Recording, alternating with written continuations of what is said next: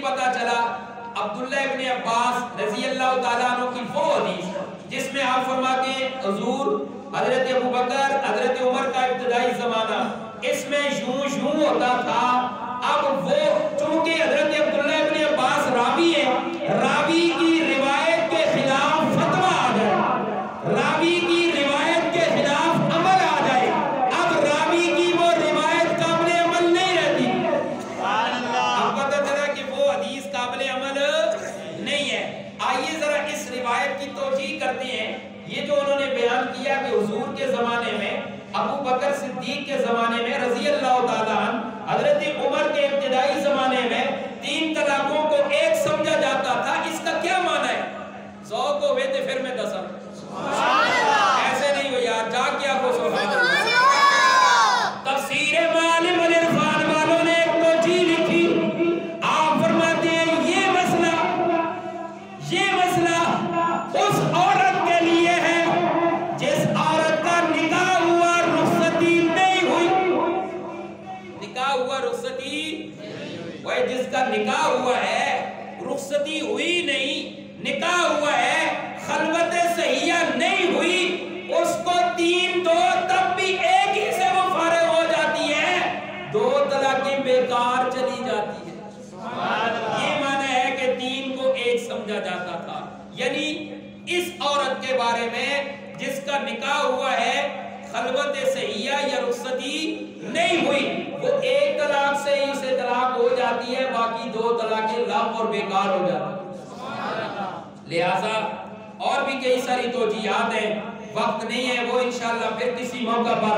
اس سے یہ معلوم ہوا فَإِن طَلَّقَهَا, ذوق ہو تو میں قرآن کی آیت کا ترجمہ کروں, جا کر کہو سبحان اللہ. فَإِن طَلَّقَهَا, اگر اس خاوند نے طلاق دے دی, فَلَا تَحِلُّ لَهُ مِن بَعْدُ حَتَّى تَنكِحَ زَوْجًا غَيْرَهُ. کھول کے اس لیے بیان کر رہا ہوں کہ کان بھی کھل جائے. اب یہ اس خاوند کے لیے بیوی حلال, سارے بولو بیوی حلال نہیں ہے. ایک صورت, اگر اس خاوند نے طلاق دے دی, اس کی عدت گزار لی, اب اپنی مرضی سے رشتہ آیا, اس نے دوسری جگہ پہ نکاح کیا, اس نے اپنی مرضی سے طلاق دی, پھر عدت گزری, اب یہ پہلے خاوند کے لیے حلال ہو سکتی ہے.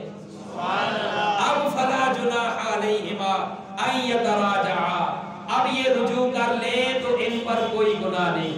اللہ فرماتے ہیں یہ بھی اس شرط کے ساتھ ان ظنا ان یقیما حدود اللہ, اگر انہیں یقین ہو کہ اب مسئلہ طلاق کی طرف نہیں جائے گا, اب یہ اللہ کی حدود کو قائم کریں گے, پھر یہ رجوع کر کے نکاح کر سکتے ہیں. اچھا, آج کل ایک اور گل بھی مشہور ہوئی دی ہے جس حالات دیکھا, مروجہ حلالہ, جو آج کل معاشرے میں رواج پکڑ چکا.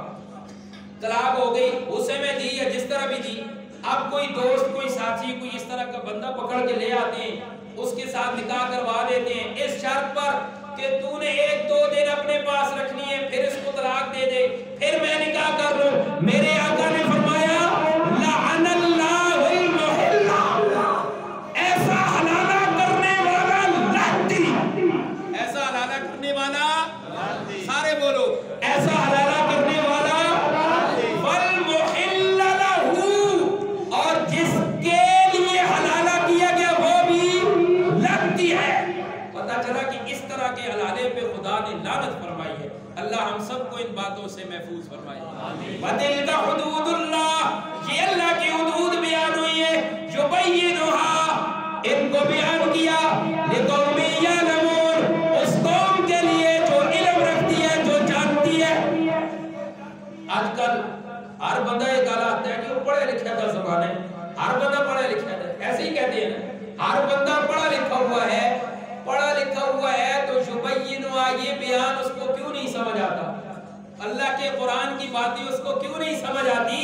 لہذا علماء اس منبر سے حق بیان کرتے رہیں گے, علماء اس منبر سے علماء حق بیان کرتے رہیں گے کہ 3 طلاقوں کے بعد بیوی حلال, سبق پکا لو, 3 طلاقوں کے بعد بیوی حلال نہیں ہے۔ اللہ ہم سب کو سمجھ عطا فرمائے۔ میرے ساتھ ذرا مل کر کلمے کا ورد کرنا ہے، مل کر پڑھیے لا